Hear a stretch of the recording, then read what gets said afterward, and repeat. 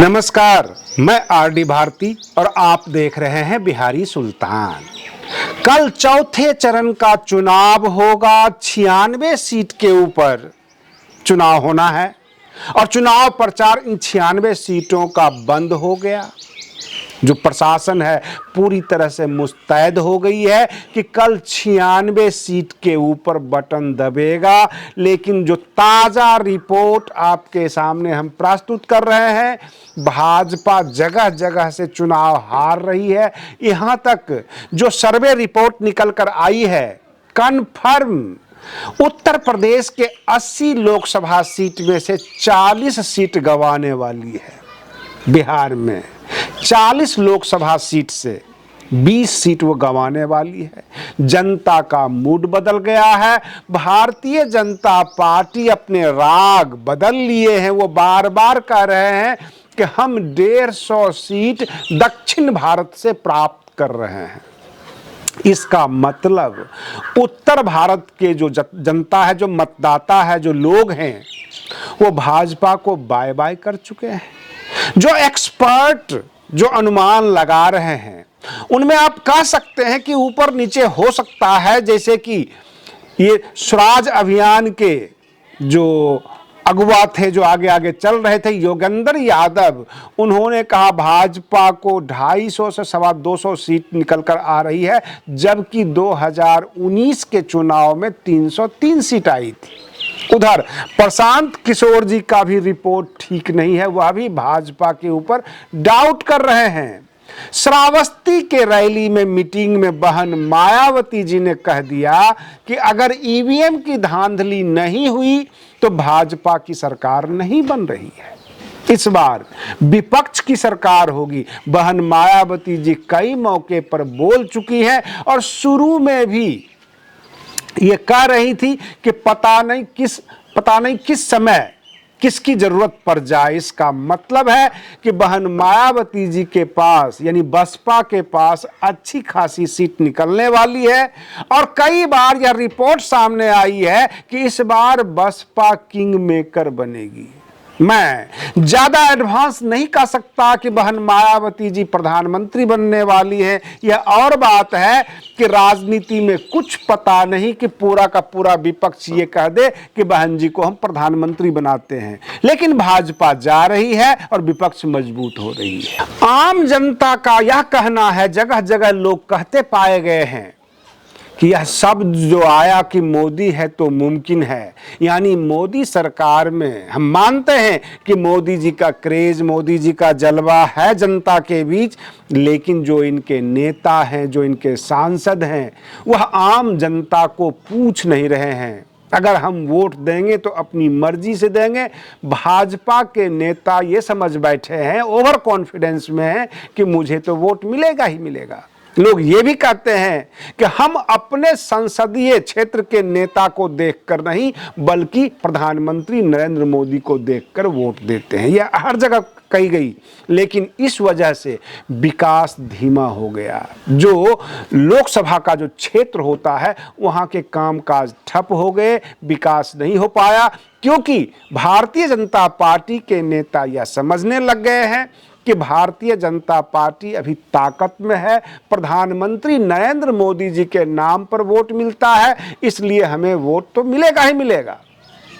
कुछ लोगों का मानना यह भी है कि इनका प्रशासन, चुनाव आयोग, ईवीएम सब जगह सेटिंग है, मीडिया इनके पक्ष में बोलती है, इसलिए ये चुनाव जीतेंगे। लेकिन आम जनता का रुख बिल्कुल पलट गया है। पिछले 3 चरण के चुनाव से यह साफ होता नजर आ रहा है कि भारतीय जनता पार्टी 250 भी पार करने वाली नहीं है। मुश्किल से 200 सवा 200 सीट आ जाए।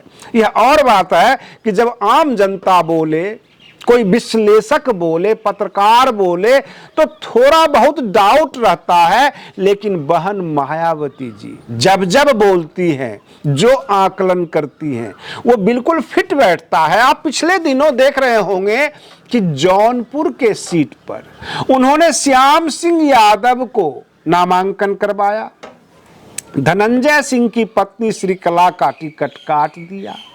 अब उस वक्त तो लोग ये कह रहे थे ये भाजपा की बी टीम है, भाजपा से मिली हुई है, भाजपा के दबाव में ऐसा काम किया।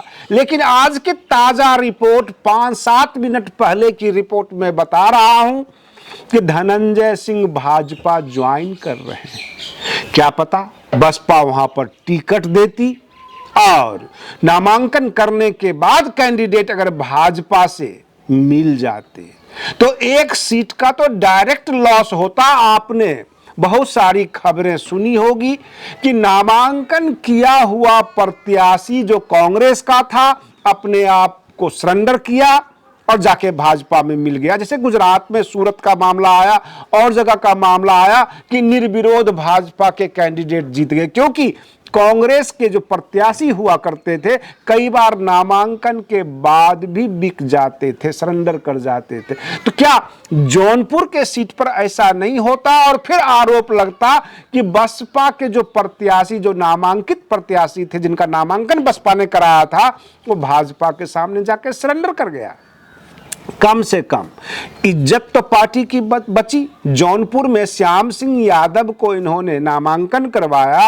अगर श्री कला जो धनंजय सिंह की पत्नी है उनका नामांकन हो जाता बसपा के द्वारा और फिर जाके ये भाजपा में मिल जाते, जैसा कि आज हो रहा है। धनंजय सिंह भाजपा में शामिल हो रहे हैं और वो अपने पुराने घर की वापसी बता रहे हैं।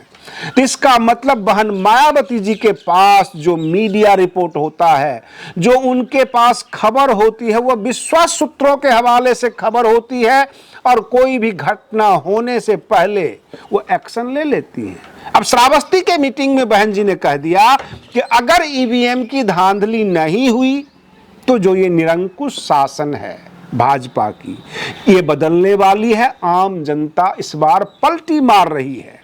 इसका मतलब बहन मायावती जी को हवा मिल चुकी है और इतना वरिष्ठ नेता केवल अंदाजेबाजी नहीं कर सकती है। हमने कई मौके पर देखा है कि बहन जी जैसा बोलती हैं आगे घटनाक्रम वैसा ही होता है, ये उनका अनुभव बताता है। रही बात ये, बिहार में आम जनता का रुख हमने देख लिया, पश्चिम बंगाल में भी आम जनता का रुख दिख रहा है, उधर झारखंड हो गया, दिल्ली में केजरीवाल जैसे ही बाहर आए जगह जगह हमलावर हो रहे हैं भाजपा पर।